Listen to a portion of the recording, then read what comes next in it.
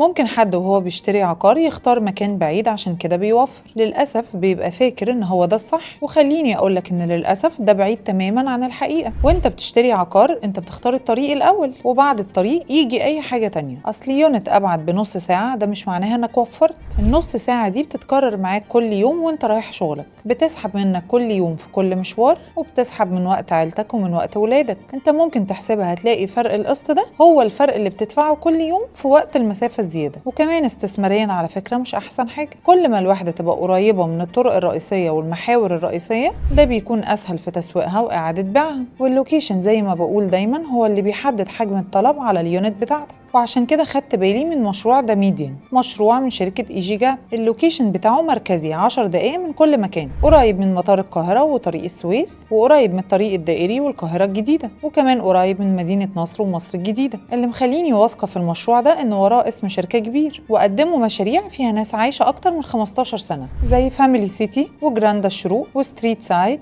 وذا فاوند وذا وينج. ده غير المشاريع اللي هم دلوقتي شغالين عليها زي مسايا وذا ايلاندز. على فكرة التنفيذ والتصميم وإدارة المشروع بعد التسليم كلها بتكون من خلال شركات تابعة للمجموعة. ده طبعا بيديهم سيطرة أكتر على جودة المشروع، والمشروع دلوقتي وصل ل 70% تنفيذ. رغم كل ده بيقدموا أوفر كويس جدا ب10% مقدم وتقسيط لحد 10 سنين. بصراحة المشروع ده فيه 3 مميزات: المشروع ده بسبب مكانه وبسبب نسبة التنفيذ وعشان الخدمات اللي موجودة فيه. أنا متأكدة إن الوحدات المتاحة مش هتفضل موجودة كتير.